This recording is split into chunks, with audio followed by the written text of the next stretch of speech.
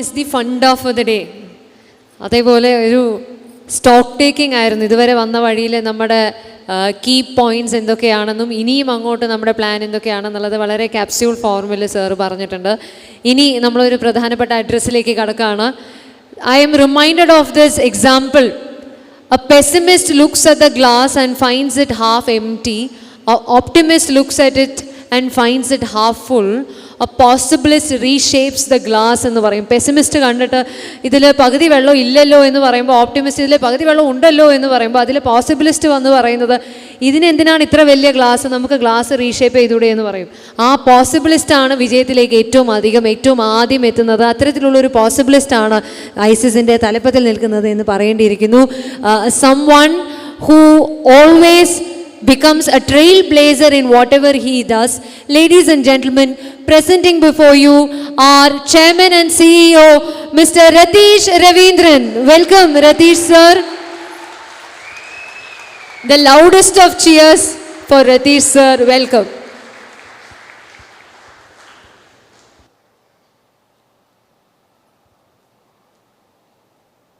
Okay, volume കുറച്ച് കൂടുതൽ വേണം.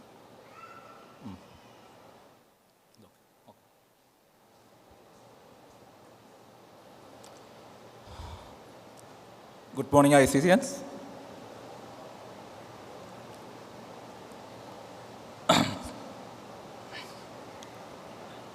ഇന്ന് വളരെ ഇമ്പോർട്ടൻ്റായ മൂമെൻ്റാണ് നമ്മുടെ എല്ലാവരുടെയും ലൈഫിൽ. പേഴ്സണലി മീ ഈ പ്രോഗ്രാമിൽ ഇങ്ങനൊരു അഡ്രസ്സ് വേണ്ടി വരുമെന്നറിയാം. അതിനുവേണ്ടി ലാസ്റ്റ് 2 വീക്സായിട്ട് ഒരു പേനയും പേപ്പറായിട്ട് ഇരിക്കുന്നുണ്ട്. ഇന്ന് രാവിലെ ഇരുന്നുണ്ടായിരുന്നു. പക്ഷേ ഒരു സിംഗിൾ വരി പോലെ എഴുതാൻ പറ്റിയില്ല. എന്താണ് നിങ്ങളോട് പറയേണ്ടത്, എന്താണ് ഞാൻ പ്രിപ്പയർ ചെയ്യേണ്ടതിനെ കുറിച്ചിട്ട് ഞാൻ തന്നെ കൺഫ്യൂസസ് ആണ്. മലയാളവും ഇംഗ്ലീഷും എല്ലാം മറന്നു. ഒന്നും എഴുതി ഉണ്ടാക്കാൻ വേണ്ടി പറ്റുന്നില്ല. നോർമലി ഏതൊരു ക്രൗഡിനെ അറ്റൻഡ് ചെയ്യാൻ പോകുമ്പോഴും ഒരു പ്രിപ്പറേഷൻ എപ്പോഴും ആഗ്രഹിക്കാറുണ്ട്. എന്താണ് സംസാരിക്കേണ്ടത്, എന്താണ് മെസ്സേജ് പോകേണ്ടത്. കാരണം ഒരു റെസ്പോൺസിബിൾ പൊസിഷനിരിക്കുന്ന പേഴ്സണാണ്. ആ വാക്കുകൾ കേൾക്കാൻ എല്ലാവരും ആഗ്രഹിക്കുന്നുണ്ടാവും. ആ മെസ്സേജ് റിസീവ് ചെയ്യാൻ എല്ലാവരും ആഗ്രഹിക്കുന്നുണ്ടാവും. പക്ഷേ നെയിം ഓഫ് ഗോഡ് ഇന്ന് മോർണിംഗ് ഞാൻ ഇരുന്നുണ്ടായിരുന്നു. പക്ഷേ ആ പേനയും പേപ്പറിനകത്ത് ഒരു അക്ഷരം പോലും എഴുതാൻ എന്നോട് പറ്റിയില്ല. അതിന് റീസൺസ് ഈ ഫങ്ഷൻ പേഴ്സണലി ഭയങ്കര വൈകാരികത നിറഞ്ഞതാണ്, ഭയങ്കര ഇമോഷണലാണ്. So I am very happy.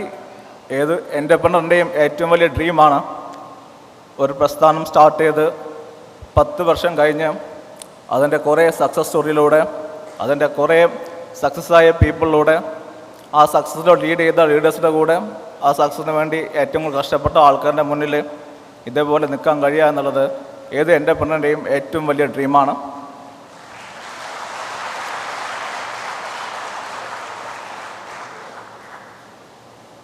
ലൈഫിൽ ഞാൻ പേഴ്സണലി ആഗ്രഹിച്ചതിൽ ഏറ്റവും വലിയ സ്വപ്നം നടന്നു.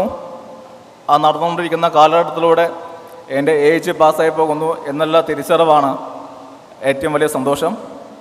ആ സന്തോഷത്തിൻ്റെ വേദിയിൽ ഞാൻ നിൽക്കാൻ കഴിഞ്ഞതിൻ്റെ ഞാൻ എൻ്റെ ദൈവത്തിനോടും എല്ലാവരോടും നന്ദി പറയാണ്. സോ എന്താണ് ഐസിസ്?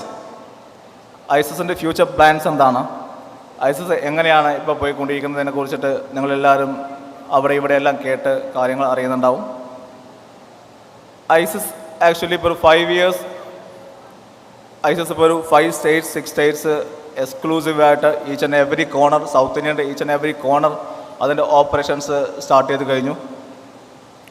ആ കമ്പനിക്കകത്ത് കൃത്യം 10 വർഷം മുമ്പ് 9 പേരായിട്ട് സ്റ്റാർട്ട് ചെയ്ത കമ്പനി ഓൾമോസ്റ്റ് 900 എംപ്ലോയീസിലോട്ട് നമ്മൾ എത്തിക്കഴിഞ്ഞു. ആദ്യത്തെ 8 വർഷം 100 കോടി ടേൺ ഓവറും അടുത്ത 2 വർഷത്തിലോട്ട് 200 കോടി ടേൺ ഓവറിലോട്ടും എത്തിയ കമ്പനി. അതിൻ്റെ അപ്പുറത്തിലോട്ട് ആദ്യത്തെ 10 വർഷത്തിൽ 200 കോടി ടേൺ ഓവർ പ്ലാൻ ചെയ്ത കമ്പനി അടുത്ത 3 വർഷത്തിൽ പ്ലാൻ ചെയ്യുന്നത് 500 കോടി ടേൺ ഓവർ കമ്പനിയാണ്. 500 കോടി ടേൺ ഓവർ എന്നുള്ള ഒരു ക്യാപ്ഷൻ നമ്മളെല്ലാവരും നമ്മുടെ ഒരു ഭയങ്കര ലോഗോയായിട്ട് നമ്മൾ എല്ലാവരുടെ മുന്നിൽ എക്സിബിറ്റ് ചെയ്തിട്ടുണ്ട്. എല്ലാവരുടെ മുന്നിലും ഡിസ്കഷൻ വന്നിട്ടുണ്ട്. നമ്മുടെ എല്ലാ മീറ്റിങ്ങിലും അത് ഡിസ്കഷൻസ് ഉണ്ടായിട്ടുണ്ട്. എന്താണ് 500 crores? 500 crores is not a merely a figure. നമ്മളൊരു കമ്പനീൻ്റെ വാല്യൂഷൻ എടുക്കാൻ പോവുകയാണെങ്കിൽ ഒരു കമ്പനി വേറെ കമ്പനി നോക്കിക്കാണുന്നത് അതിൻ്റെ വാല്യൂഷൻ എന്താണ്? ഇപ്പോൾ അംബാനിയുടെ വാല്യൂഷൻ എന്താണ്? അദാനിയുടെ വാല്യൂഷൻ എന്താണ്? അവൻ്റെ കമ്പനിയെ നോക്കിക്കാണുന്നത് അതിൻ്റെ total turn over into industry standard 22 times ആണ്. ഒരു വർഷം എന്ത് ടേൺ ഓവറാണോ ചെയ്യുന്നത് ആ ടേൺ ഓവർ ഇൻറ്റു 22 times ആണ് ആ കമ്പനീൻ്റെ വാല്യൂഷൻ.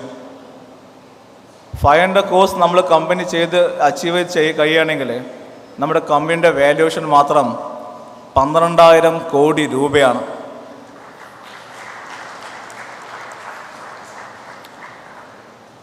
പന്ത്രണ്ട് വർഷം കൊണ്ട് ഒരു ലോൺ എടുക്കാതെ, ഒരു ഇൻവെസ്റ്റർ ഇല്ലാതെ, ഒരു വെഞ്ചർ ക്യാപിറ്റലിസ്റ്റ് ഇല്ലാതെ, ഒരു കോർപ്പറേറ്റ് ബാക്കപ്പ് ഇല്ലാതെ, വലിയ ഇൻവെസ്റ്റേഴ്സിനെ അട്രാക്റ്റ് ചെയ്യാതെ സാധാരണയിലും സാധാരണക്കായ ആൾക്കാരുടെ മക്കൾ എങ്ങനെയാണ് 12 years, ഒരു വ്യാഴവട്ടം 16 വർഷമാണ്, ഒരു വ്യാഴവട്ടം പോലും ആവശ്യമില്ലാതെ 12 years കൊണ്ട് ഒരു 12,000 കോടി വാല്യൂഷനുള്ള ഒരു കമ്പനി ബിൽഡ് ചെയ്തത്. 12,000 കോടി വാല്യൂഷൻ വരികയാണെങ്കിൽ that company is top 5 company in എൻ്റെ industry in Kerala. That company is top 50 company in India.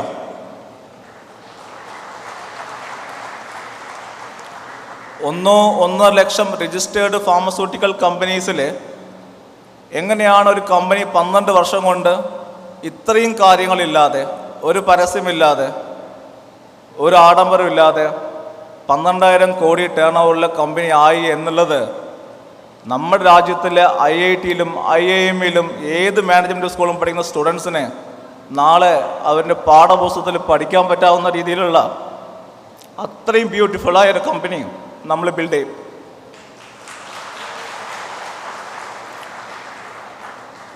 നമ്മൾ കമ്പനി ബിൽഡ് ചെയ്യുന്നത് ഒരു അമ്പലമോ പള്ളിയോ കെട്ടുന്ന അത്രയും ബ്യൂട്ടിഫുൾ വേയിലാണ്.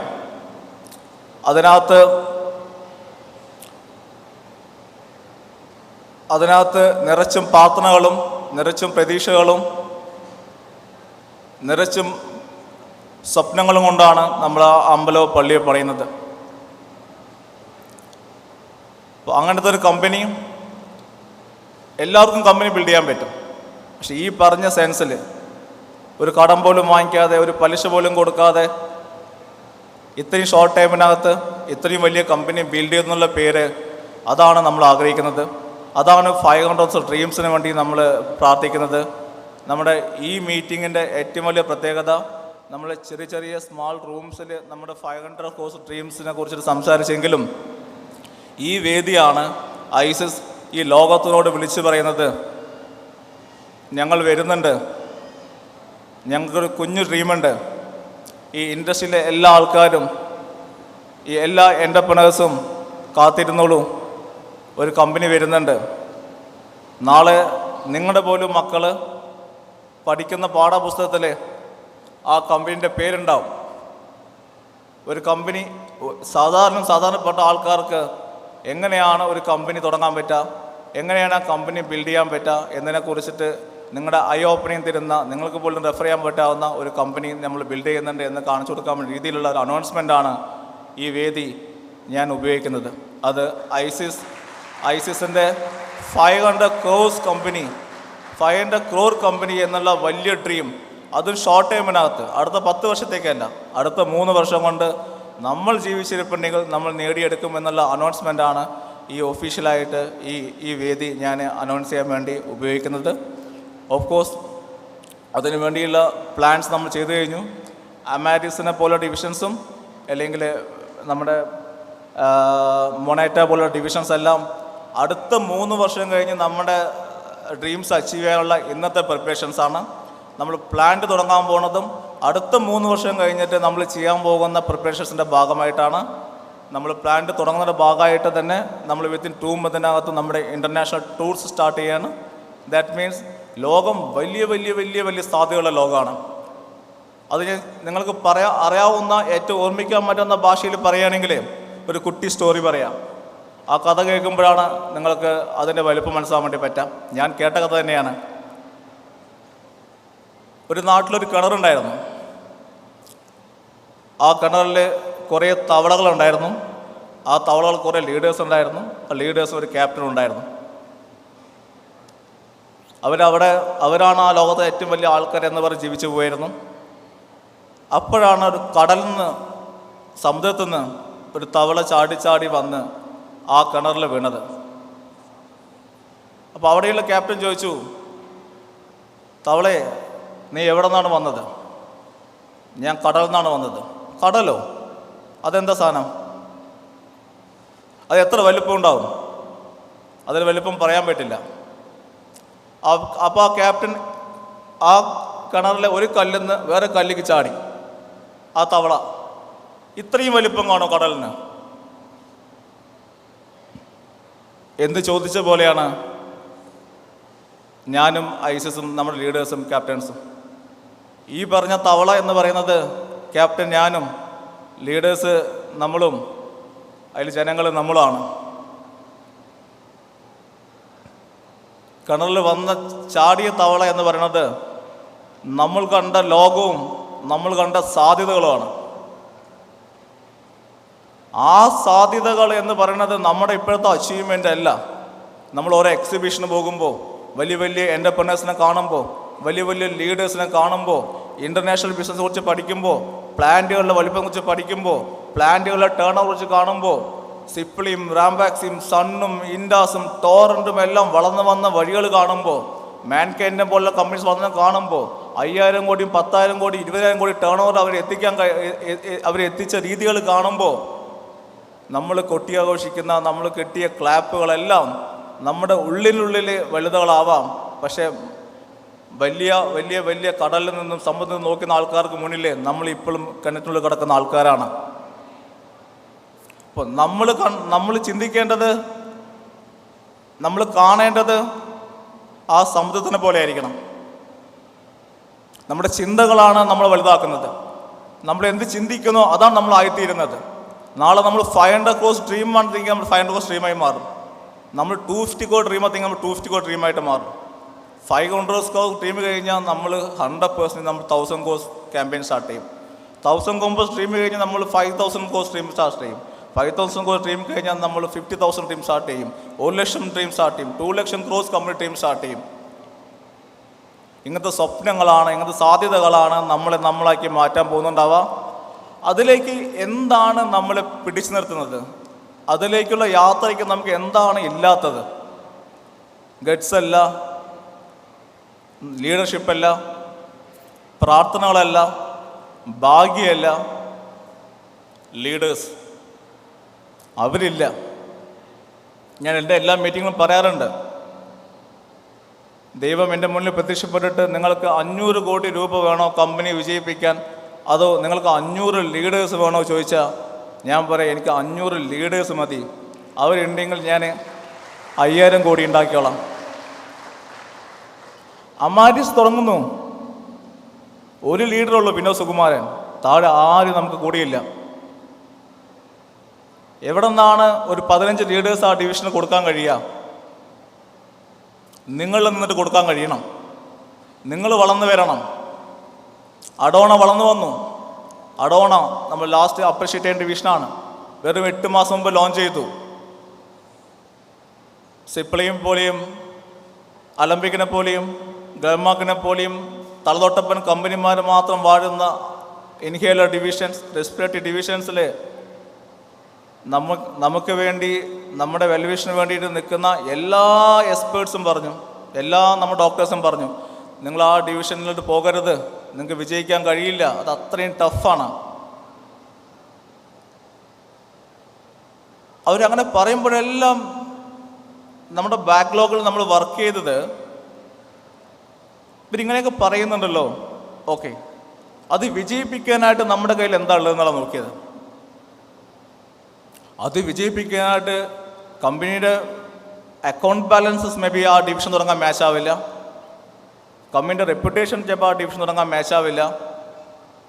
പക്ഷെ കമ്പനിക്കകത്ത് ഒരാളുണ്ടായിരുന്നു, മിസ്റ്റർ നിഖിൽ.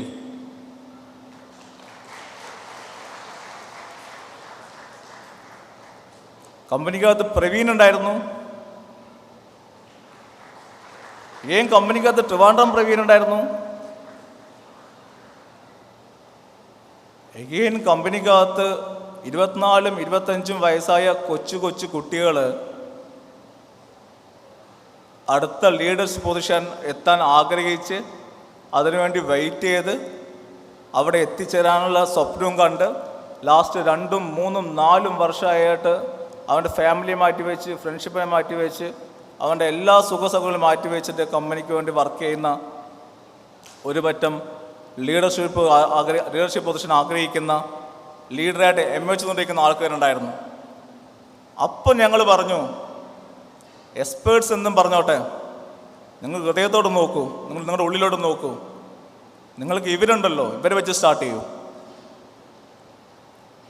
ഈ പറഞ്ഞ പല കമ്പനീസും 5 വർഷം കൊണ്ട് ചെയ്ത സെയിൽസ് 8 മാസം കൊണ്ട് നമ്മൾ അച്ചീവ് ചെയ്തു.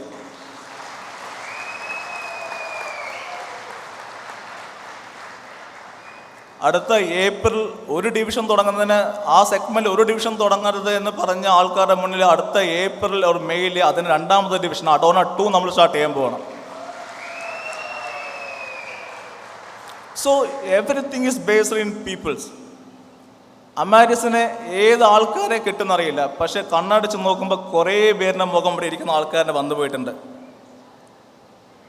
അവർക്ക് കോള് വരും അടുത്ത ഒരാഴ്ചക്കകത്ത് വന്ന് കാണാനായിട്ട്, ഒരു പ്രൊമോഷൻ ഇട്ട് തരാനായിട്ട്. നെഫ്രോ ഡിവിഷന് സന്തോഷം എക്സ്ട്രാ ഇൻചാർജായിട്ട് മാറിയിട്ടുണ്ട്. ഏറ്റവും വിശ്വസ്തനായ ബഡ്ഡിയാണ്. സോ സന്തോഷിനയിൽ ആ ഡിവിഷൻ ഭയങ്കര ഭദ്രമായിരിക്കും. അതിനകത്തും കുറേ നല്ല മുഖങ്ങൾ ഇങ്ങനെ വന്നു പോയിട്ടുണ്ട്. നെഫ്രോ എഗെയിൻ ഏറ്റവും വലിയ സൂപ്പർ സ്പെഷ്യാലിറ്റി ഡിവിഷൻസ്. അതിനകത്ത് ഐസിസിനെ പോലൊരു കമ്പനി വളരെ സുപ്പീരിയർ മോളിക്യൂൾസായിട്ട് പോകുന്നതിൻ്റെ ചാലഞ്ച് ഭയങ്കരമാണ്. എഗെയിൻ നിങ്ങളെല്ലാവരുടെ പേരും എല്ലാവരുടെ ഫോട്ടോസും എല്ലാവരുടെയും മുഖവും നോക്കി ആ ഡിവിഷനിലും കൈവയ്ക്കാൻ പോവാണ്. അതിലും കുറേ പേരുടെ മുഖം ഓർമ്മകൾ ഞങ്ങളുടെ വന്നു പോയിട്ടുണ്ട്. അവർക്കും കോൾസ് ഉണ്ടാവും. സോ ഈ ഡിവിഷൻ അമാരിയസ് എന്ന് മൊണേറ്റ എന്ന് കേൾക്കുമ്പോൾ അതൊരു ഡിവിഷനല്ല, ഇതിൽ ഇരിക്കുന്ന 25-30 പേരിൻ്റെ സെക്കൻഡ് എറ ഓഫ് ലൈഫ് സ്റ്റാർട്ട് ചെയ്യാൻ പോവാണ്. ബിസിനസ് മാനേജറായിട്ട്, റീജിയണൽ മാനേജറായിട്ട്, സോണൽ മാനേജറായിട്ട് ഐസിസിന് വേണ്ടി നിന്ന് കഷ്ടപ്പെട്ട് വർക്ക് ചെയ്ത് നിങ്ങൾക്ക് ഐസിസ് യഥാർത്ഥത്തിലുള്ള പ്രൊമോഷൻ ലെറ്റർ, യഥാർത്ഥത്തിലുള്ള ഗിഫ്റ്റ് നിങ്ങൾ ഹാൻഡ് ഓവർ ചെയ്യാൻ വേണ്ടി പോവാണ് അടുത്ത 5-7 ഡേയ്സിനകത്ത്. സോ ഓരോ ഡിവിഷനും ഇമോഷണലാണ്. അത് ഞാൻ പറഞ്ഞത്, ഇങ്ങനത്തെ പ്രോഗ്രാംസ് ഭയങ്കര ഇമോഷണലാണ്, ഭയങ്കര വൈകാരികതയാണ്. കാരണം അതൊരു താങ്ക്സ് എക്സ്പ്രഷനാണ്. ഓരോ പ്രൊമോഷൻ ലെറ്ററും ഹാൻഡ് ഓവർ ചെയ്യുന്നത് താങ്ക്സ് എക്സ്പ്രഷനാണ്. ലാസ്റ്റ് 3-4 വർഷമായിട്ട് നിങ്ങൾ കാണിച്ച സ്നേഹത്തിന്, നിങ്ങൾ ചെയ്ത സാക്രിഫൈസിന്, നിങ്ങൾ ചിന്തിയ വിയർപ്പിന്, നിങ്ങൾ കൈതന്ന കൈക്ക്, നിങ്ങളുടെ താങ്ങിനെ, നിങ്ങളുടെ തണലിനെ, നിങ്ങളുടെ കരുതലിനെ, എല്ലാത്തിനും തരാൻ പറ്റാവുന്ന ഏറ്റവും വലിയ ഗിഫ്റ്റ് നിങ്ങൾക്ക് തരുന്ന, ഞാൻ സാലറി അയക്കുമെന്ന് പറയില്ല, അത് നിങ്ങൾ അറിയിച്ചാണ്, നിങ്ങൾക്ക് തരുന്ന പ്ലാറ്റ്ഫോം, നിങ്ങൾക്ക് തരുന്ന ആ പ്രൊമോഷൻ ലെറ്ററാണ്. എന്തുകൊണ്ട് ഐസിസ് ഇൻ്റർനാഷണൽ ബിസിനസ് സ്റ്റാർട്ട് ചെയ്തു പറയുന്നു? ഇൻ്റർനാഷണൽ ബിസിനസ് സ്റ്റാർട്ട് ചെയ്യണമെങ്കിൽ ആഫ്രിക്കയിലും അമേരിക്കയിലും ദുബായിലും സൗതേൺ ഏഷ്യൻ കൺട്രീസിലും ലാറ്റിൻ അമേരിക്കൻ കൺട്രീസിലും ഓസ്ട്രേലിയയിലും സിംഗപ്പൂരിലെല്ലാം ഐസിസ് സ്റ്റാഫ് വേണം. ഫ്ലൈറ്റ് ടു ഫ്ലൈറ്റ് നിങ്ങൾ പറക്കണം, ഹോട്ടൽസ് നിങ്ങൾ സ്റ്റേ ചെയ്യണം, റിസ്ക് ടു റിസ്ക് നിങ്ങൾ മീറ്റ് ചെയ്യണം, ഈ ലോകത്തിലെ എല്ലാ എൻ്റർപ്രനർ നിങ്ങൾ സംസാരിക്കണം, എല്ലാ മീറ്റിങ്ങുകളിൽ പോയി ഇരിക്കണം. നിങ്ങൾ എല്ലാവരും നമ്മുടെ ഈ ഇരിക്കുന്ന 24-23 വയസ്സ് ആൾക്കാർ 25-28-30 വയസ്സ് മുമ്പായിട്ട് ആ ലൈഫിലെല്ലാം നിങ്ങൾ എത്തിച്ചേരണം.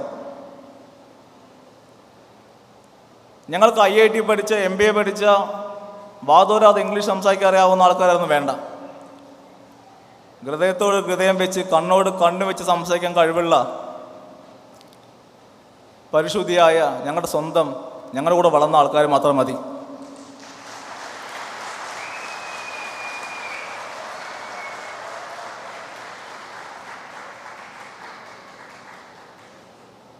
ഞാൻ നിങ്ങളുടെ അടുത്ത് പറഞ്ഞത് കിണറ്റിൽ തവള ഞാനാവാം. ഞാൻ മാറി ചിന്തിച്ചു, ഇവിടെ ഇരിക്കുന്ന ആൾക്കാരും ആ കിണറ്റിലെ തവള ആവരുത്. നമ്മൾ കിണറ്റിൽ നീന്തേണ്ട ആൾക്കാരല്ല, നമ്മൾ പുഴയിൽ നീന്തേണ്ട ആൾക്കാരല്ല, കുളത്തിൽ നീന്തേണ്ട ആൾക്കാരല്ല, കായൽ നീന്തേണ്ട ആൾക്കാരല്ല. നീന്തണമെങ്കിൽ സമുദ്രത്തിൽ നീന്തണം. അതും അറ്റ്ലാന്റിക് ഓഷനിൽ പോയി തന്നെ നീന്തണം. സോ ഇമ്പ്രൂവ്മെൻ്റ് വേണം, ലീഡേഴ്സ് ഉണ്ടാവണം. ഇന്ന് മുതൽ ഇതിൽ വർക്ക് ചെയ്യുന്ന, ഇന്നലെ ജോയിൻ ചെയ്ത ആൾക്കാരുണ്ട്, 2 വർഷം മുമ്പ് ജോയിൻ ചെയ്ത ആൾക്കാരുണ്ട്, 4 വർഷം മുമ്പ് ചെയ്ത ആൾക്കാരുണ്ട്. വലിയ വലിയ സ്വപ്നങ്ങൾ കാണും. നിങ്ങളുടെ മുന്നിൽ ഇരിക്കുന്ന എല്ലാ ആൾക്കാരും കൂലിപ്പണിക്കാരൻ്റെ മക്കളാണ്. നിങ്ങളുടെ ഏജിൽ നിങ്ങളെക്കാളും സാധ്യത കുറഞ്ഞ, നിങ്ങളെക്കാളും സാലറി കുറഞ്ഞ, നിങ്ങളെക്കാളും കഷ്ടപ്പാട് അനുഭവിച്ച ആൾക്കാരാണ് ഈ സ്റ്റേജിൽ ഇരിക്കുന്നത്. ഞങ്ങൾക്കെല്ലാം ഞങ്ങളുടേതായ സ്വപ്നങ്ങളുണ്ടായിരുന്നു. വലിയ വലിയ സ്വപ്നങ്ങൾ കാണും. നിങ്ങൾ ഭാഗ്യവന്മാരാണ്. നിങ്ങൾ നിങ്ങളുടെ അച്ഛനമ്മയോട് താങ്ക്സ് പറയൂ. അവരുടെ പ്രാർത്ഥനകളും അവരുടെ നന്മകളാണ് നിങ്ങൾ ഇവിടെ ഇരിക്കാൻ കാരണം. ഇത്രയും വലിയ പ്ലാറ്റ്ഫോം, ഇത്രയും വളർച്ചകൾ, ഇത്രയും സ്വപ്നങ്ങൾ, ഇത്രയും ഗഡ്സ്, ഇത്രയും റിസ്ക്, ഇത്രയും കമ്മിറ്റഡ് ആയൊരു കമ്പനി നമുക്ക് കിട്ടില്ല. സാലറി കൂടെ കിട്ടുന്ന കമ്പനീസ് ഉണ്ടാവാം, പറയാൻ സുഖമുള്ള കമ്പനീസ് ഉണ്ടാവാം, പറയാൻ തറവാടത്തുള്ള കമ്പനീസ് ഉണ്ടാവാം.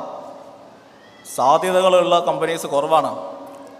ഹ്യൂമാനിറ്റേറിയൻ അറ്റാച്ച്മെൻ്റുള്ള കമ്പനീസ് കുറവാണ്. ഈ സാധ്യതകൾക്ക് വേണ്ടി നമ്മൾ നിൽക്കണം. ഈ സാധ്യതകളിൽ കമ്പനി ഇറങ്ങിത്തിരിക്കുകയാണ്. ഇതിനു വേണ്ടി രാപ്പകലില്ലാതെ കഷ്ടപ്പെടാൻ കമ്പനി മാനേജ്മെൻറ്റും കമ്പനി ലീഡേഴ്സും അതിനുവേണ്ടി തയ്യാറാവുകയാണ്. ഇല്ലാത്തത് ലീഡേഴ്സാണ്. ലീഡേഴ്സ് നമുക്ക് IIT ഇരുന്നിട്ട് റൂമിൽ നിന്നിട്ട് പഠിച്ചുണ്ടാക്കാൻ പറ്റുന്നതല്ല. ലീഡേഴ്സ് അടിപെട്ട് വരണം, കഷ്ടപ്പെട്ട് വരണം, ഇൻസൾട്ട് ചെയ്യപ്പെട്ട് വരണം, വേദന അനുഭവിച്ച് വരണം. അതിന് തയ്യാറാവണം. കൂടെ വായിക്കണം, പഠിക്കണം, മനസ്സിലാക്കണം. നമ്മളെ ബിലീവ് ചെയ്യണം. എല്ലാത്തിനും ഒരു ടൈം ബൗണ്ടഡായ ഗോൾ വെക്കണം. ഇന്ന സമയത്ത് ഇന്ന രീതിക്ക് ഈ സമയത്ത് ഞാൻ കാര്യങ്ങൾ ചെയ്തു തീർക്കും, അല്ലെങ്കിൽ ഞാൻ ഇന്ന സമയത്ത് ഈ രീതിക്ക് ഈ കാര്യം ചെയ്തു പോകുന്നുള്ളത്. സോ ഞാൻ വേറൊരു ക്യാമ്പയിൻ സ്റ്റാർട്ട് ചെയ്യാണ്.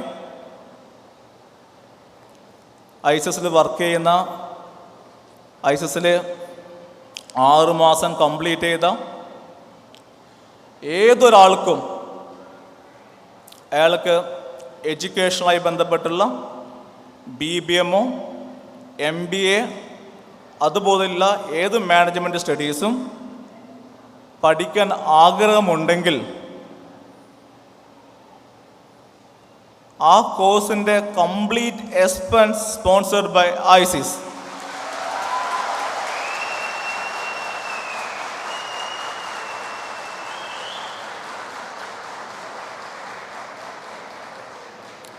നിങ്ങൾ പഠിക്കൂ. ശത്രുക്കൾക്ക് പോലും നമ്മളോട് ബഹുമാനം തോന്നുന്ന ഒരൊറ്റ കാര്യമുള്ളൂ, നമ്മുടെ അറിവാണ്. എൻ്റെ തൊരുപാട് കാശുണ്ടാവാം, എനിക്ക് പദവി ഉണ്ടാവാം, എനിക്ക് എന്തുണ്ടാവാം. എന്താ നാട്ടുകാർ പറയാ, അവൻ ബിനാമിയാ, അവൻ കള്ളപ്പണക്കാരനാ, അവൻ മറ്റേതാ, അവൻ മരുന്ന് മാഫിയാന്ന് പറയുള്ളൂ. പക്ഷെ ഞാൻ അറിവുള്ളവനാണെങ്കിൽ, എനിക്ക് എല്ലാ നോളജുള്ള മനുഷ്യനാണെങ്കിൽ, അവൻ പുറത്ത് പറഞ്ഞില്ലെങ്കിലും അവൻ മനസ്സുകൊണ്ട് ഒന്ന് ആദരിക്കും. അവൻ സൂപ്പറാടാ. അറിവുണ്ടാക്കൂ. എല്ലാം നമ്മൾ പ്രാക്ടിക്കൽ ആവണം. നമുക്ക് കുറേ ഹാർഡ് വർക്കുള്ള മനസ്സ് മാത്രം ഉണ്ടായിട്ട് കാര്യമില്ല. നമ്മൾ ക്വാളിഫൈഡ് ആവണം. വലിയ വലിയ പൊസിഷനിൽ പോകുമ്പോൾ, വലിയ വലിയ റെസ്പോൺസിബിലിറ്റി ഏറ്റെടുക്കുമ്പോൾ നമ്മൾ ക്വാളിഫൈഡ് ആവണം. അത് നമ്മൾ പഠിക്കണം. നമ്മൾ നല്ല ബുക്കുകൾ വായിക്കണം. നമ്മൾ നല്ല സക്സസ് ആൾക്കാരുടെ സ്റ്റോറീസ് നമ്മൾ പഠിച്ചെടുക്കണം. സോ ISISന് ഈ വളർച്ചയുടെ എല്ലാ ആവശ്യം കുറേ ലീഡേഴ്സിനെയാണ്. ആ ലീഡേഴ്സ് നമ്മൾ തമ്മിൽ ഉണ്ടാവണം. ആ ലീഡേഴ്സിന് നിങ്ങളുടെ ഉള്ളിൽ നിന്ന് കിട്ടുകയാണെങ്കിൽ, ഞാൻ പറഞ്ഞ സമുദ്രത്തിൽ ഞാൻ ഒറ്റയ്ക്ക് നീന്തില്ല. ഞാനും ദീപക്കും കല്യാണം മാത്രം നീന്തില്ല, ജയേട്ടൻ മാത്രം നീന്തില്ല, എൻ്റെ പ്രിയപ്പെട്ട സഹോദരങ്ങൾ മാത്രം നീന്തില്ല. ആ സമുദ്രത്തിൽ നമ്മൾ എല്ലാവരും നീന്തും. സോ ഞാൻ അതിനെ കോൾ ചെയ്യാണ്. ഒരുപാട് കാര്യങ്ങൾ പറയാനുണ്ട്, പക്ഷേ സമയം ഷോർട്ടാണ്. അത് പറയുന്നതിന് മുമ്പായിട്ട് പിന്നെ എനിക്ക് എന്തായാലും ഇതൊരു 10th ആനിവേഴ്സറി പ്രോഗ്രാം ആയതുകൊണ്ട് കമ്പനീൻ്റെ തുടങ്ങുന്ന സമയങ്ങളിലുള്ള ചില കാര്യങ്ങൾ റീക്യാപ്പ് ചെയ്യണം. ആ സ്റ്റോറീസ് ഞാൻ ആരും പറഞ്ഞിട്ടില്ല. ആ സ്റ്റോറീസ് ഇങ്ങനെ തലയ്ക്കകത്ത് ഇങ്ങനെ ഇന്നലെ രാത്രി മുതൽ ഇങ്ങനെ ഓടിക്കൊണ്ടിരിക്കുന്നുണ്ട്. രാവിലെയും ഈ കമ്പനി തുടങ്ങുന്ന സമയങ്ങളിലുള്ള എന്തൊക്കെ തോട്ട് പ്രോസസ്സാണ് നമ്മുടെ മനസ്സിനകത്ത് കടന്നുപോയി എന്നുള്ളത്.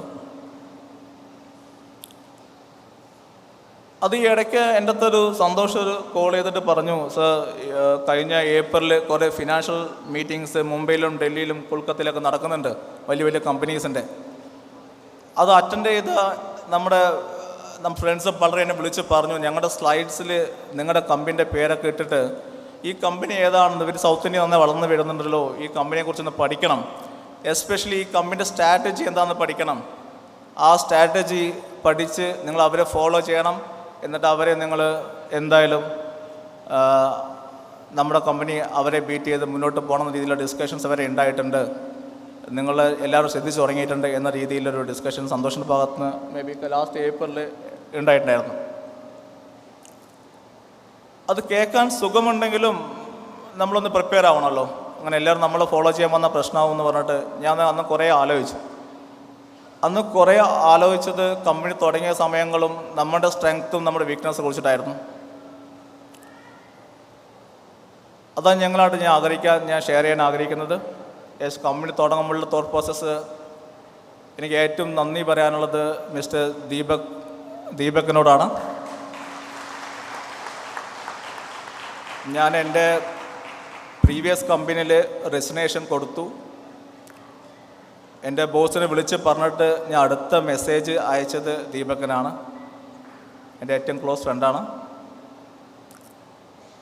അവൻ എവിടെ വർക്ക് ചെയ്തുകൊണ്ടിരിക്കുകയായിരുന്നു. അടുത്ത 30 മിനിറ്റ്സിൽ അവൻ്റെ വീട്ടിലോട്ട് വന്ന് ചോദിച്ചത്, എന്താണ് പ്ലാൻ, നമുക്ക് എന്താ ചെയ്യേണ്ടത് എന്നാണ്.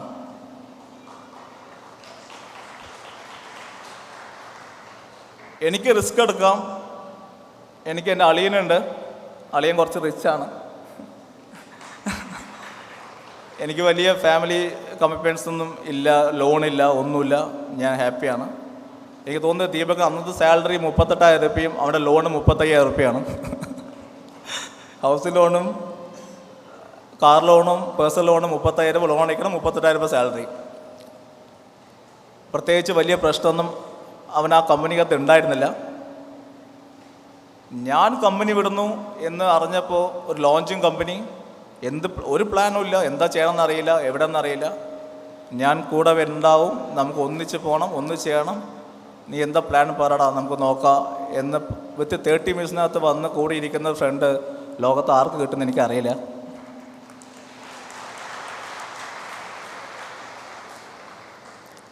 കമ്പനിക്കകത്ത് ഏറ്റവും കൂടുതൽ പിണക്കങ്ങൾ ഉണ്ടായിരിക്കുന്ന ദീപകായിട്ടാണ്. ആ സമയത്ത് എൻ്റെ ഏജ് 28-29 വയസ്സുള്ള ഒരു പയ്യൻ ഒരു കമ്പനി റൺ ചെയ്യുമ്പോൾ ഉണ്ടാകുന്ന ഇൻമെച്യൂരിറ്റിയും ടെൻഷനും പ്രഷറും സങ്കടങ്ങളും എല്ലാം നമ്മുടെ എക്സ്പ്രഷനിൽ വരും. പക്ഷേ ഒരു വാക്കുകൊണ്ടോ നോട്ടം കൊണ്ടോ പോലോ എന്നെ ഒന്നും വേദനിപ്പിക്കാൻ ഇതുവരെ തയ്യാറായിട്ടില്ല, ഈ നിമിഷം വരെ തയ്യാറായിട്ടില്ല.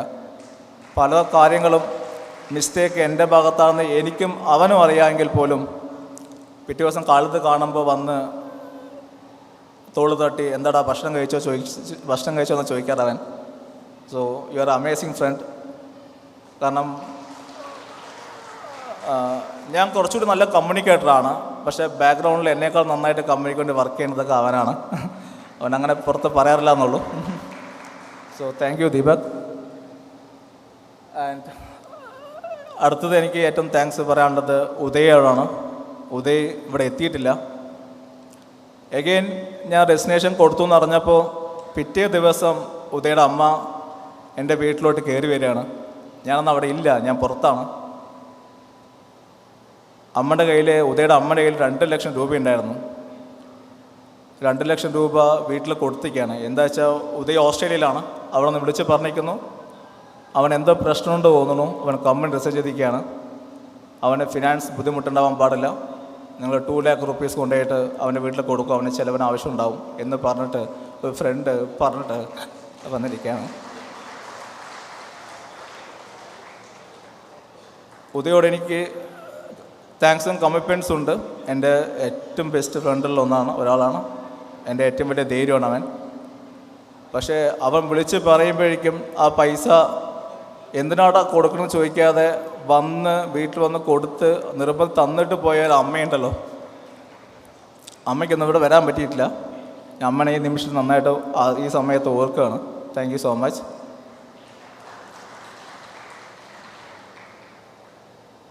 മൂന്നാമത് കല്യാണേട്ടൻ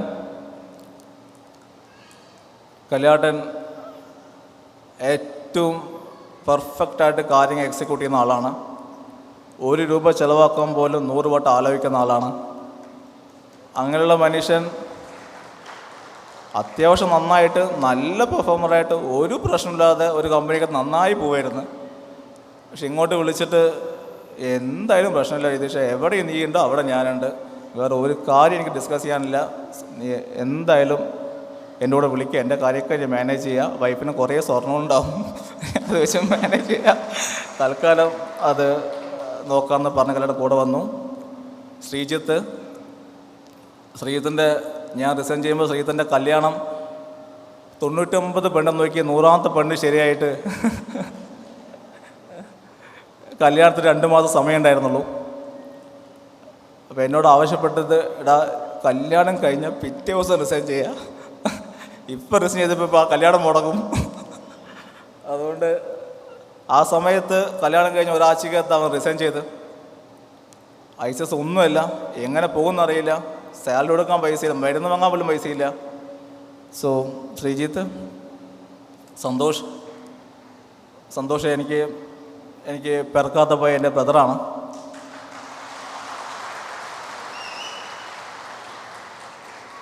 ഞാൻ ഐസസിൻ്റെ ഷെയർ വെച്ച് നീട്ടിയിട്ട്, ഇതാണ് ഐസസിൻ്റെ ഷെയർ സന്തോഷ്, ഇത്രയും നീ വെച്ചോ എന്ന് പറഞ്ഞപ്പോൾ, സാർ ഇങ്ങനെ എല്ലാവർക്കും ഷെയർ ഇങ്ങനെ ഓഫർ ചെയ്യേണ്ട ആവശ്യമൊന്നുമില്ല, ഇതൊക്കെ ഓഫർ ചെയ്ത് സാറിന് എന്താ ഷെയർ ഉണ്ടാവുക, ഷെയർ കാര്യമൊന്നും ആവശ്യമൊന്നുമില്ല, എന്തിനാ ഷെയറൊക്കെ സാർ എൻ്റെ അടുത്ത് പറഞ്ഞു, അടുത്ത് പറയുന്നത് പറയരുത് കേട്ടോ, ഒരാളും സ്ഥലത്തും സംസാരിക്കാനേ പോകരുത്, സാർ അവിടെ ഉണ്ടോ എല്ലാവരും കൂടെ വരും, ആർക്കും ഷെയർ ഒന്നും ഓഫർ ചെയ്യാൻ പാടില്ല, എനിക്കും വേണ്ട എന്ന് പറഞ്ഞിട്ട് ഐസിസിൻ്റെ ഷെയർ വേണ്ട വെച്ചിട്ട് ഇരിക്കുന്ന പേഴ്സണാണ്. എനിക്കറിയില്ല ഇവരൊക്കെ അന്ന് മുതൽ ഇന്ന് വരെ, ഞാൻ ഏതൊരു മീറ്റിങ്ങിന് ഒരു പ്രധാനപ്പെട്ട മാനറോട് ഒന്ന് വളരെ ക്ലോസ് ആയി സംസാരിച്ചു കൊണ്ട് പൊസസീവായിട്ട് എന്നോട് പിണങ്ങിയ പേഴ്സണാണ്. ഇങ്ങനെയൊക്കെ ആൾക്കാർക്ക് സ്നേഹിക്കാനും കൂടെ നിൽക്കാനും പറ്റുമോ എന്നുള്ള ഡൗട്ടാണ്. സന്തോഷം, thank you so much. Ranjith ഏറ്റവും നന്നായിട്ട് ഹാർഡ് വർക്ക് ചെയ്ത, ഐസസിൻ്റെ ഏറ്റവും നന്നായിട്ട് വർക്ക് ചെയ്ത, ഡേ 1 മുതൽ ഐസസിൻ്റെ ഇതേപോലെ വലിയ വലിയ പൊസിഷനിൽ ഇരുന്നിട്ട് ആ കമ്പനി ഞങ്ങൾ റിസൈൻ ചെയ്തപ്പോൾ ആ പോസ്റ്റിലോട്ട്, ഞാൻ വർക്ക് ചെയ്ത പോസ്റ്റിലോട്ട്, അത്രയും നല്ല പോസ്റ്റിലോട്ട് ആ കമ്പനി എല്ലാ ഓഫറും എല്ലാ പ്രൊമോഷനും കൊടുത്തിട്ട് തട്ടിൽ വെച്ച് കൊടുത്തിട്ട് എനിക്ക് വേണ്ട എന്ന് പറഞ്ഞിട്ട് കൂടെ ഇറങ്ങിപ്പോന്നു. അപ്പോൾ ഇങ്ങനത്തെ ലീഡേഴ്സാണ് ഇവിടെ ഇരിക്കുന്നത്. ജയേട്ടൻ്റെ കോള് കിട്ടിയത്, രതീഷ് ലിക്വിഡ് ഫണ്ടായിട്ട് കയ്യിലില്ല, കുറേ ലാൻഡുകൾ എല്ലാവിടെയൊക്കെ വാങ്ങിച്ചിട്ടുണ്ട്, അതുകൊണ്ട് എന്ത് പൈസ വേണമെങ്കിലും 2 മാസം മുമ്പ് പറയണം, ഞാനത് എത്ര ആണെങ്കിൽ അറേഞ്ച് ചെയ്യുക എന്നാണ് ജയേട്ടൻ പറഞ്ഞതായിട്ട് എൻ്റെ ഓർമ്മ.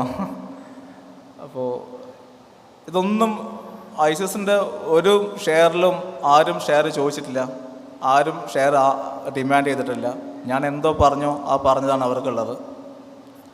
സോ ഇതാണ് ഐസിസിൻ്റെ തുടങ്ങുന്ന സമയത്തുള്ള സ്റ്റോറീസ്. ഇങ്ങനത്തെ സ്റ്റോറീസ് എങ്ങനെയാണ് മറ്റുള്ള കമ്പനികൾക്ക് റീപ്ലേ ചെയ്യാൻ പറ്റുക, മറ്റുള്ള കമ്പനിക്ക് സബ്സ്റ്റിറ്റ്യൂട്ട് ചെയ്യാൻ പറ്റുക. സോ അത്രയും നല്ല മാനേജ്മെൻറ്റാണ് ഐസിസിനകത്ത്, ലീഡേഴ്സാണ് ഐസിസിനകത്ത് നിന്ന് പോണത്. പിന്നെ താങ്ക്സ് പറയേണ്ടത് ആ സമയങ്ങളിൽ ഇന്നിവിടെ ഇരിക്കുന്ന കിരണായിക്കോട്ടെ, ഗോപനായിക്കോട്ടെ, വിനീത് ആയിക്കോട്ടെ, സജീബ് ആയിക്കോട്ടെ, 31-ാം തീയതി വിളിച്ച് ദയവേത് സാലറി ഇടരുത്, ദയവേത് എക്സ്പെൻസ് ഇടരുത്, ഞങ്ങളിപ്പോൾ അതിൻ്റെ ആവശ്യമില്ല സാർ, മന്ത്ലി 5000 രൂപ തന്നാൽ മതി പെട്രോൾ അടിക്കാനായിട്ട്. ഞാൻ വീട്ടിൽ പറഞ്ഞിട്ടുണ്ട്, എനിക്ക് ഒന്നും ഇട്ട് തരരുത്, 3-4 മാസം കഴിയട്ടെ എന്നിട്ട് വാങ്ങിക്കാം എന്ന് പറഞ്ഞ ആൾക്കാരാണ് ഇവിടെ ഇരിക്കുന്നത്. ആ സമയത്ത് വർക്ക് ചെയ്ത ഒരു 10-30 പേരിൽ പല ആൾക്കാരും പുതിയ ജോയിൻ ആൾക്കാരാണ്. 10-30 പേരിൽ എല്ലാ ആൾക്കാരും ഇവനൂടെ വർക്ക് ചെയ്തുകൊണ്ടാണെന്ന് അറിയില്ല, എല്ലാ ആൾക്കാരും ഈ രീതിയിലാണ് നമ്മുടെ അടുത്ത് അപ്രോച്ച് ചെയ്തത്. അത് ഇപ്പോഴും കണ്ടിന്യൂ ചെയ്യുന്നുണ്ട്. നിങ്ങൾക്കും അറിയണ്ടാവും, ഇവിടെ ഇരിക്കുന്ന ആൾക്കാരിൽ 90% ആൾക്കാർ വരും സാലറിക്കല്ല വർക്ക് ചെയ്യുന്ന ഐസസിന് വേണ്ടിയിട്ട്. നിങ്ങൾ സാലറിക്കാണ് വർക്ക് ചെയ്തെങ്കിൽ നിങ്ങൾ മണ്ടന്മാരായിരിക്കും. എന്താ വെച്ചാൽ നിങ്ങൾക്ക് ഐസസ് തരുന്ന സാലറി നിങ്ങളുടെ വർക്ക് മാച്ചബിൾ അല്ല. കാരണം 1000 രൂപ സാലറി ഉണ്ടെങ്കിൽ നിങ്ങൾ 5000 രൂപയ്ക്ക് വേണ്ടി വർക്ക് ചെയ്യുന്നുണ്ട്. നിങ്ങളെല്ലാവരും എവിടേക്കോ എന്തൊക്കെയോ സ്നേഹം, എന്തൊക്കെയോ ആത്മബന്ധങ്ങൾ, എന്തൊക്കെയോ സൗഹൃദങ്ങൾ, എന്തൊക്കെയോ കമ്മിറ്റ്മെൻറ്റ്സുകൾ, ഗ്രാറ്റിറ്റ്യൂഡ്സ്, അങ്ങനെ കുറേ ഹ്യൂമൻസിൻ്റെ ഏറ്റവും ബെസ്റ്റ് ഫീലിംഗ് മനസ്സിൽ വെച്ചുകൊണ്ടാണ് നിങ്ങൾ വർക്ക് ചെയ്യണത്. സോ ഇങ്ങനത്തെ ടീമിനെ റീപ്ലേസ് ചെയ്യാനും ഇങ്ങനത്തെ ടീമിൻ്റെ സ്ട്രാറ്റജി റീപ്ലേസ് ചെയ്യാനും ഏത് കമ്പനിക്കാണ് പറ്റുക? എന്ത് മണ്ടത്തരങ്ങളാണ് അവർ പ്ലാൻ ചെയ്യണത്? നിങ്ങൾക്ക് എങ്ങനെ ഈ സ്ട്രാറ്റജി ഫോളോ ചെയ്യാൻ പറ്റുക? നിങ്ങൾക്ക് എങ്ങനെ ഇങ്ങനത്തെ ടീമിനെ ബിൽഡ് ചെയ്യാൻ പറ്റുക? നിങ്ങൾക്ക് എങ്ങനെ സ്നേഹം ഉണ്ടാക്കാൻ വേണ്ടി പറ്റുക? നിങ്ങൾ ഞങ്ങളെ ഫോളോ ചെയ്യേണ്ട, നിങ്ങൾക്കത് പറ്റില്ല.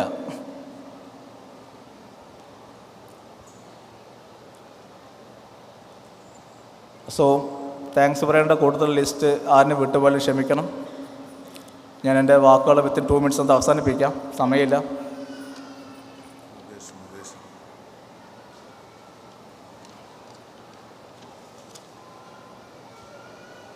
ഞാൻ മുകേഷിൻ്റെ പേര് വിട്ടുപോയി. മുകേഷ് ഞങ്ങളുടെ കൂടെ വർക്ക് ചെയ്ത ആളല്ല, പുള്ളി വേറൊരു കമ്പനിയിൽ വർക്ക് ചെയ്ത ആളാണ്. എന്നെ നേരത്തെ അറിയാം. ഇവരെല്ലാം 2005 മുതൽ മുകേഷ് ഞാനും കൊളീഗായിരുന്നു സിപ്ലയിൽ. മുകേഷ് എന്തിനാണ് ഈ കമ്പനി ജോയിൻ ചെയ്തത് എനിക്കറിയില്ല. മുകേഷ്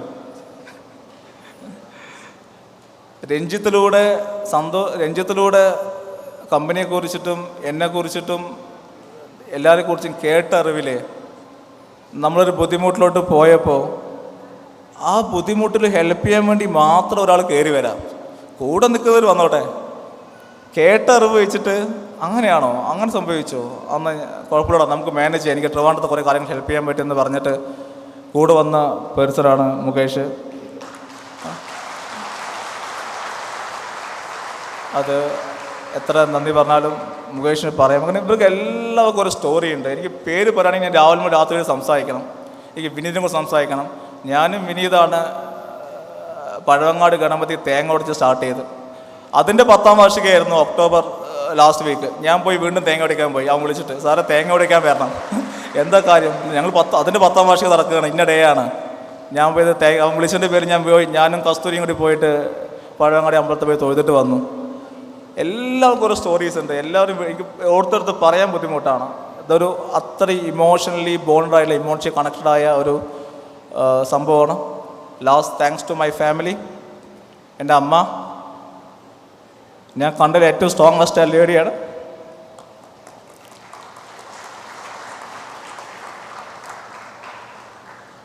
വളരെ കഷ്ടപ്പെട്ട് ഞാൻ എൻ്റെ അച്ഛയോളം അമ്മയോളം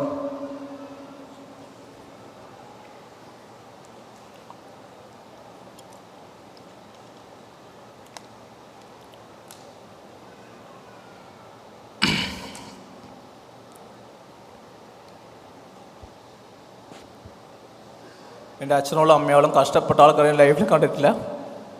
താങ്ക് യു. പിന്നെ ലാസ്റ്റ് വേർഡ് അത് പറഞ്ഞില്ലെങ്കിൽ എനിക്ക് എൻ്റെ വീട്ടിൽ പോകാൻ പറ്റില്ല. എൻ്റെ ഭാര്യ,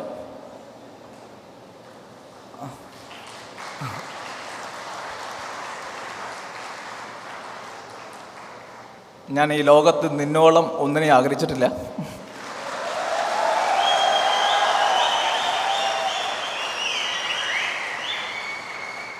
എന്നെ അറിയുന്ന ആൾക്കൊക്കെ അറിയായിരിക്കും, ഞാൻ നിന്നോളം ഒന്നിനും സെലിബ്രേറ്റ് ചെയ്തിട്ടില്ല.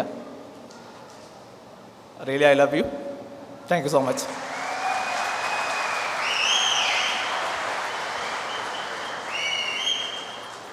This has been such an overwhelming address.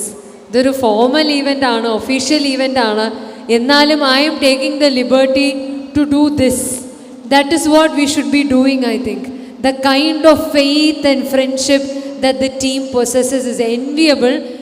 ഇങ്ങനെ ഇത്രയും സ്ട്രോങ് ആയിട്ടുള്ള ഒരു ബോണ്ട് ഉണ്ടെങ്കിൽ ഇനിയും മുന്നോട്ട് കുതിക്കുക തന്നെ ചെയ്യും എന്നതിൽ ഒരു സംശയമില്ല. We are certain about it. നമ്മൾ ഒരുപാട് ബ്രാഞ്ചുകളെക്കുറിച്ചും കോമേഴ്സിനെ കുറിച്ചും നമ്പേഴ്സിനെ കുറിച്ചും ഒക്കെ പറയുമ്പോൾ പല ബ്രാഞ്ചുകളായിട്ടൊക്കെ പോകുമ്പോൾ വേരുകൾ വളരെ സ്ട്രോങ് ആണ് എന്നുള്ളത് സാറ് സംസാരിക്കുന്നത് നമുക്ക് മനസ്സിലായിട്ടുണ്ട്. ആ വേരിൻ്റെ കരുത്തിൽ ഇനിയും ഒരുപാട് ഉയരങ്ങളിലേക്ക് എത്തുവാൻ ഈ ഒരു വലിയ ടീമിന് സാധിക്കും എന്നതിൽ ഒരു സംശയവുമില്ല.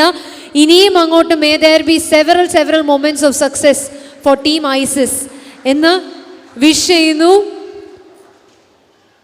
I am still in the hangover of the address. കുറേ കാര്യങ്ങൾ സാറ് പറഞ്ഞത് അങ്ങനെ മനസ്സിലിങ്ങനെ റീപ്ലേ ചെയ്തുകൊണ്ടിരിക്കുകയാണ്. അത് വിദ്യാഭ്യാസത്തിൻ്റെ ഇമ്പോർട്ടൻസ്, എഡ്യൂക്കേഷൻ ഒരു ടൂളായി ഉപയോഗിക്കേണ്ട ആവശ്യവും, പിന്നെ ലീഡേഴ്സ് ശരിക്കും ഒരു ഗുരുവിൻ്റെ സ്ഥാനമാണ് എന്നൊരു പക്ഷേ നമുക്ക് പറയാൻ തോന്നുന്ന ആ ഒരു മൊമെൻറ്റും. ഗുരു ഗോവിന്ദ് ദോവു കടേ കാക്കെ ലാഗോ പായ് ബലിഹാരി ഗുരു ആപ്നെ ഗോവിന്ദ് ദിയോ ബത്ത എന്ന കബീദാസിൻ്റെ ദോഹയാണ് മനസ്സിൽ ആദ്യം വന്നത് സാർ ഇത് പറഞ്ഞപ്പോൾ.